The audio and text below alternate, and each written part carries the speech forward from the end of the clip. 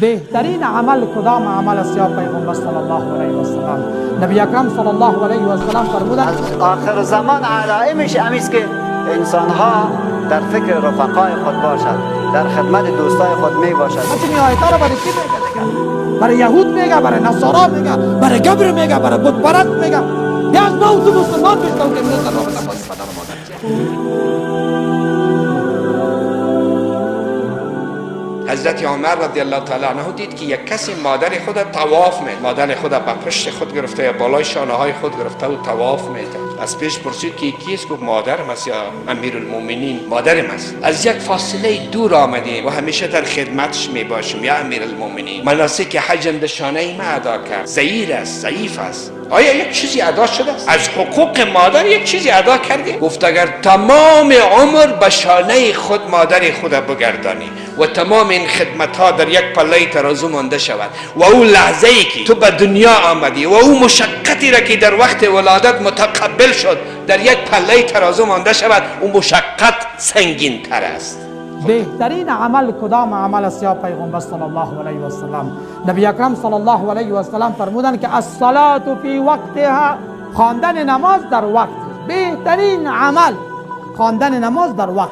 بعد از او پرسان که باز کدام عمل؟ گو بر الوالدین، بر الوالدین، نیکوکاری و احسان با پدر و مادرت. یعنی بعد از خواندن نماز که حق الله واحد و یگانه می باشد، مستقیما احسان نیکوکاری با پدر و مادر. و بعد از او پرسان که ثم ای، بعد از او کدام عمل؟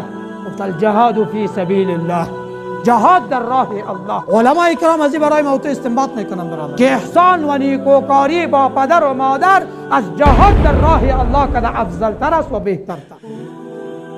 از آخر زمان علائمش امیست که انسان ها در فکر رفقای خود باشد، در خدمت دوستای خود می باشد، ولی در فکر والدین خود نمی باشد، بلکه خدمت از اونها را یک شیء اضافی و غیر لازمی می داند. حالا که قرآن کریم می فرماید و قضا ربک الا تعبدوا الا ایاه، فیصله کرده الله جل جلاله جز الله کسی دیگر را پرستش نکنید و با مادر و پدرتان نیکی بکنید.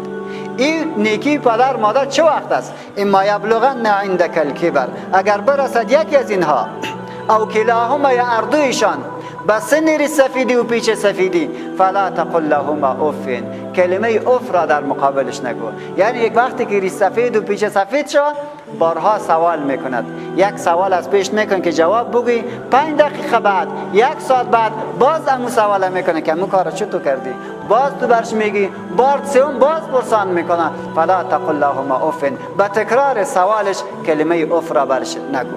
فراموش نکنید برادر اسلام، حقوق والدین به حد زیاد است، به حد زیاد است.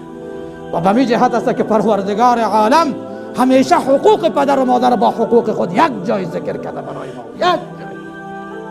و اعبدوا الله ولا تشركوا به شیئا و بالوالدین احسانا. ما چون این آیت را برای کی میگه دیگه؟ برای یهود میگه، برای نصارا میگه، برای گبر میگه، برای بت پرست میگه.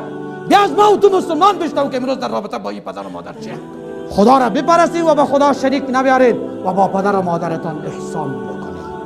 و قضا ربک الا تعبدوا الا ایاه، پروردگارت فیصله کرد که بغیر از او هیچ کس دیگر عبادت نکنید. و بالوالدین احسانا، و با پدر و مادرتان.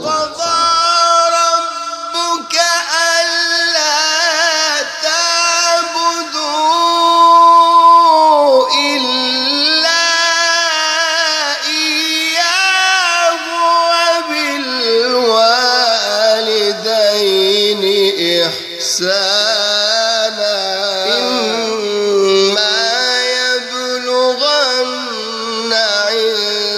عندك الكبر